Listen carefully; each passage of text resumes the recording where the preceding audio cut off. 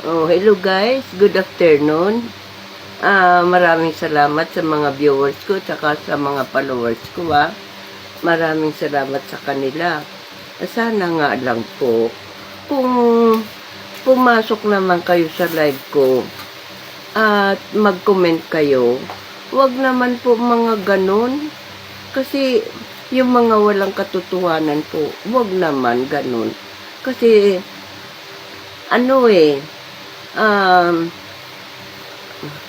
ako, nagsisikap ako na matuwa sa akin. Yung kagaya nyo, mga viewers ko, nagsisikap ako na matutuwa kayo sa akin. Ginagawa kong lahat. Kahit hindi ako marunong kumakanta ako. Kahit yung mga bagay na katulad halimbawa ng binibigay ko na mga, kung hindi kayo marunong lumingon sa inyong pinanggalingan, ay hindi kayo makakarating sa pararunan. At kung gusto nyong mabuhay ng tahimik, magbingi-bingihan kayo sa bawat saglit. O kaya naman, time is gold. 1 minute cost 1,000 piso. Ibig sabihin, wag nyong panginayangan, wag nyong aksayahin ang mga oras ng hindi importante, hindi mahalaga. Kasi nga, time is gold. 1 minute costs 1,000 peso. Yung oras na mawala, hindi pwedeng ibalik na.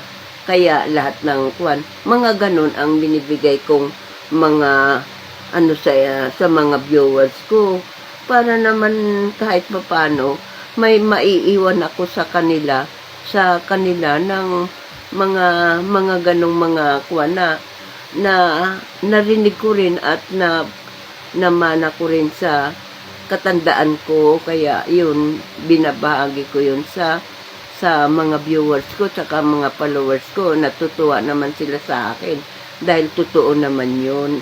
At saka isa pa nga, yung unang-una sa nag-viral na ko, ayun ngang pamagat ay anak na huwag nilang pabayaan ng kanilang mga magulang kung matanda na ito. Kasi kami naman mga magulang, inaalagaan namin yung anak namin. Biruin mo, ang laki ng hirap namin sa aming mga anak. Inanak namin, inalagaan namin, dinamitan, at halos hindi namin padapuan ng lamok o lalangaw o yung aming ang mga anak. Kaya kayo naman na mga anak, maawa naman kayo sa mga magulang.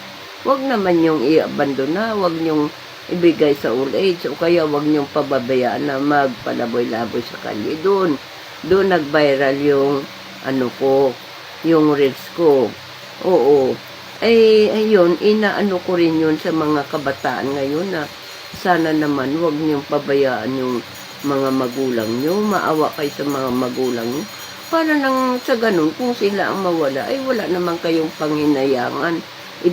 Binigay niyo lahat ng kailangan nila Oo. Yun ang inaano ko sa mga viewers ko, sa mga followers ko. Natutuwa naman sila kasi nakakapagbigay ako ng mga pang-advise na na pangmatagalan at saka makatarungan, mga ganon. Kaya yun, masaya sila sa akin. Kukunin mo ang video ko habang nagre-live ako, tapos sasabihin mo inuutosan ako ng apo. Wala naman akong apo. Sino mag-uutos sa akin? Ako lang gumagawa ng content ko lagi. Oo, yung lahat ng mga karanasan ko, ibinabahagi ko dyan sa mga viewers ko nga Oo, yung lahat ng kahirapan ko sa buhay ko. Lahat. Oo, hindi ako nagdalaga. Hindi, kahit na maraming nagkakagusto sa akin, maraming sa akin, hindi ko pinapansin. Trabaho ako ng trabaho nung araw. Nung bata pa ako, ang dami kong naranasan trabaho. Oo, lahat. Ng konduktor sa bus, nagtrabaho sa kumpanya. Oo, Eh, binabahagi ko yun sa mga followers ko, tsaka sa mga viewers ko. Natutuwa naman sila. Kasi, oo, hardworking talaga ako.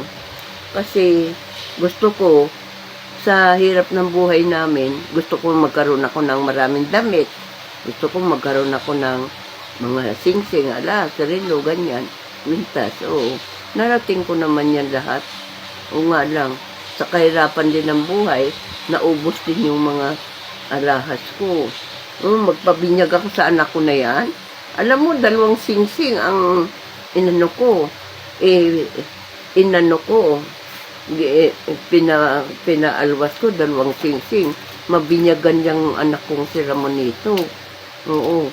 Kasi, yung anak ko, sakitin niya nang maliit pa. Naku, sabi sa'yo, araw-araw ko nagsisigaw dyan sa tinitirhan ko. Sabi ko, mga kapitbahay, tulungan po niyo ko. O yung anak ko, hindi na naman humihinga. Kaya, napilitan ako magpabinyag kaagad para lang yung anak ko swerte naman yung kapitbahay ko, mayroong apdos yun ng sawa, o pinainom ko sa anak ko. Sabi sa akin, yan, ipainom mo sa anak mo yan. Oo. Dinadrop ko, tinutunaw ko sa hot water yung apdo ng sawa. Pinainom ko sa anak ko. Alam mo, kala ko hindi na mabubuhay ang anak ko Halos hindi na lang humihinga. Basta hindi na lang humihinga siya. Lagi ako nanghihingi ng tulong sa mga kapitbahay. Ganun nangyari. Kaya hirap. Isa pa, siyempre, single mother ako. Iniiwanan ko yung, kukuha ako ng babayaran ko, iiwanan ko yung anak ko. Isang beses nakita ko ang anak ko may sugat sa noo. Hindi man sinasabi nung nagbabantay sa kanya na nahulog pala sa bangko. Sabi ko, pagka ganito, ako na mag-aalaga sa anak ko. Alam mo, nag-resign ako sa trabaho ko. Ako na lang nag-alaga sa anak ko. Dala-dala ko yung anak ko kung saan ako maglalaba. Naglalabadahan ako kung sinong may gusto magpalaba. Dala-dala ko ang anak ko. Sa single mother nga ako dalagang ina ko. Hindi naman kami pwedeng magkuhan ng ama ng anak ko kasi hindi nga kami pwede. Ayaw ko rin naman dumami pang anak ko. Dapat isa lang talaga. Ngayon, yan, yung anak ko hanggang ngayon, wala nga asawa. Hindi man umalis sa tabi ko. Lagi ako may sakit. Hapuin ako Hinihika ako lagi yan. Yung mga viewers, mga basher, yung mga nag-a-against sa akin, isipin nyo naman, yung tanda na ito, gaganon niyo pa. Bibigay kayo ng sama ng loob sa akin, pero ako hindi ako na-stress. Pinapabayaan ko lang kayo. Gusto ko kayo maging kaibigan, pero anong ginagawa niyo ako? Kukunin niyo pa yung ko habang nagla-live ako, kukunan ko video, tapos hanggang nagla-live kayo, nandun yung mukha ko, tapos sasabihin ganito, ayan matanda,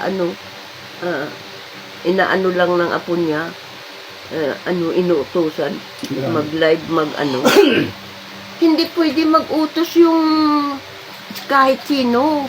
Si TikTok lang ang nag-uutos dito. Hindi pwede. At saka, hindi pwedeng sumali ang iba dyan. At saka, yung mukha ko, ito na-monetize po to. Kahit ganito lang to, mukhang to. Na-monetize ako doon sa ginawa kong content na ang pamagat ay anak. Doon nag-viral ako, kaya binigyan ako ni TikTok ng live. Sasabihin mo, inuutosan ng apo? Wala nga akong apo. Bakit ganun? Lahat ng sasabihin ko dito sa ng apo ko? Aba, maski na anak ko, hindi niya ako tinuturuan Basta ako, nag-iisip lang ako ng sasabihin ko.